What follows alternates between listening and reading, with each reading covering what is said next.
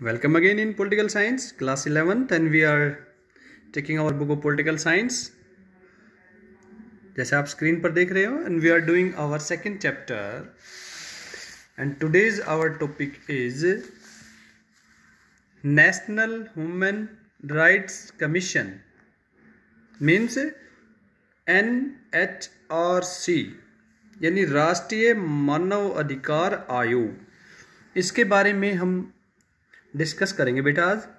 जैसा कल हम लोगों ने पढ़ा था फंडामेंटल राइट्स, तो फंडामेंटल राइट्स के बारे में जैसा आपने सीखा था बेटा कि जब तक अधिकार हमें दिए गए हैं और उनकी रक्षा के लिए कुछ न किया जाए, यानी मात्र संविधान में लिख देने से ही पर्याप्त नहीं है। तो इसके लिए हमारे संविधान ने, जैसे मैंने आपको बताया था कल, लास्ट में हमें right to the constitutional remedies article 32 यानी संवैधानिक उपचारकों का अधिकार, ये हमें दिया गया है। तो कल हमने इसे कंप्लीट किया था। अगर नहीं समझ में आए तो वीडियो आप दोबारा देख लीजिएगा। और आज हम स्टार्ट कर रहे हैं कि वे हमारे संवैधानिक उपचार है क्या। तो देखिए हम स्टार्ट करने जा रहे हैं बेटा। Apart from the judiciary many other mechanisms have been created in the later years। बताया गया है भाई जुडिशरी यानी न्यायालय के अलावा भी हमारे कुछ दूसरी संस्थाएं भी ऐसी है जो बाद में उत्पन्न हुई, बाद के सालों में, जो हम ये कहेंगे इनका अधिकार करती है for the protection of the right, जो हमारे अधिकारों की रक्षा करती है। तो सबसे पहले हमारे पास बना the national commission on minorities, यानी हम ये कहेंगे राष्ट्रीय अल्पसंख्यक आयोग, ये इसका गठन हुआ। उसके बाद हमारे पास आप लोगों ने नाम सुना होगा the national commission on women's, राष्ट्रीय महिला आयोग, ये आप लोगों ने नाम सुना होगा। दूसरा हमारे पास जो नेक्स्ट हमारे पास जो है the national commission on schedule caste, जो हमारी दलित जो जातियाँ है उनके राष्ट्रीय आयोग हमारे पास। तो ये हमारे पास तीन है।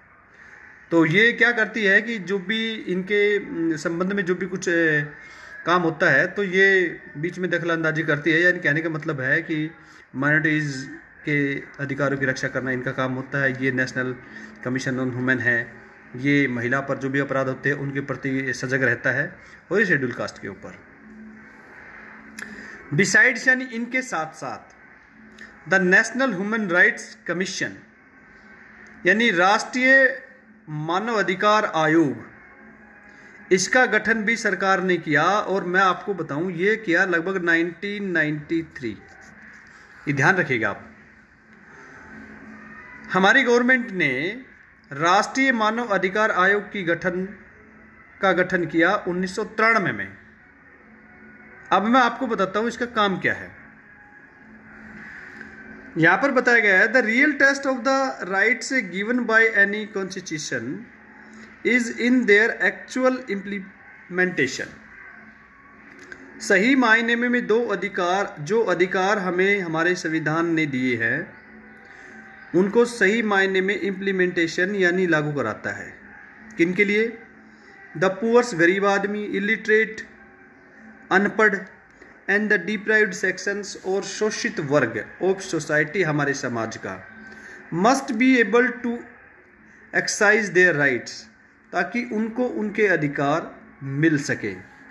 इनके साथ साथ हमारे पास कुछ और भी है जो इन चीज़ों की रक्षा करते हैं। The people union for civil liberties, PUCL।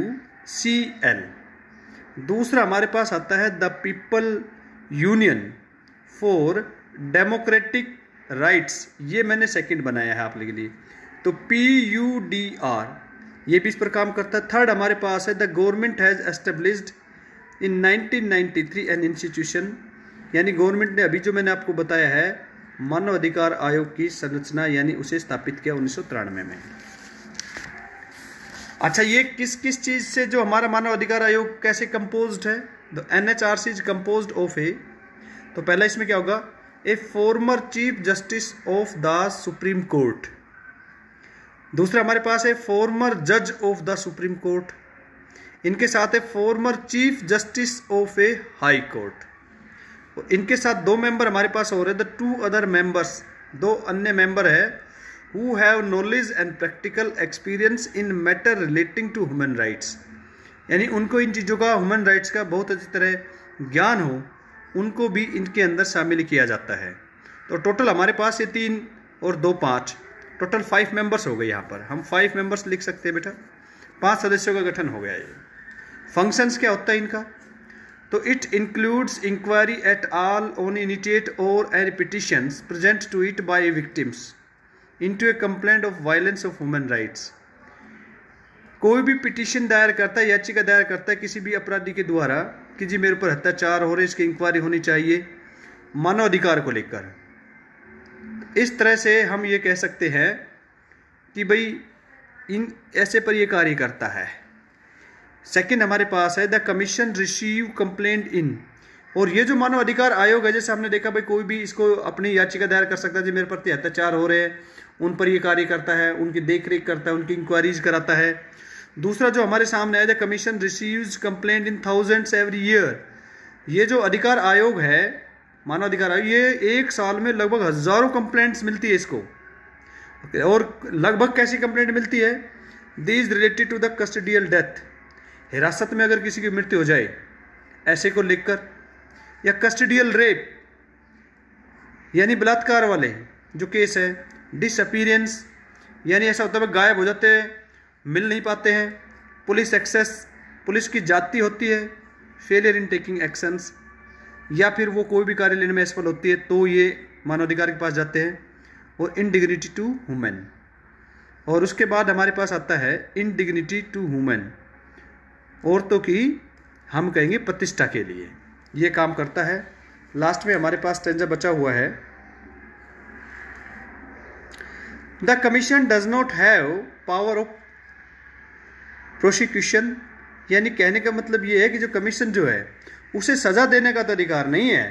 It can merely make recommendation, ये मात्र जो है आदेश जारी कर सकता है ऑफ गवर्नमेंट या रिकमेंडेड टू द कोर्ट, या कोर्ट को कि भाई जो भी कार्रवाई हुई है वो सही नहीं हुई, इसकी आप दोबारा से आप तहकीकात कीजिए। इतना हमारा काम है मानव अधिकार आयोग के, यानी नेशनल ह्यूमन राइट्स कमीशन का। तो उम्मीद करता हूँ आपको ये वीडियो पसंद आई होगी। थैंक यू, फिर मिलते हैं नेक्स्ट वीडियो में।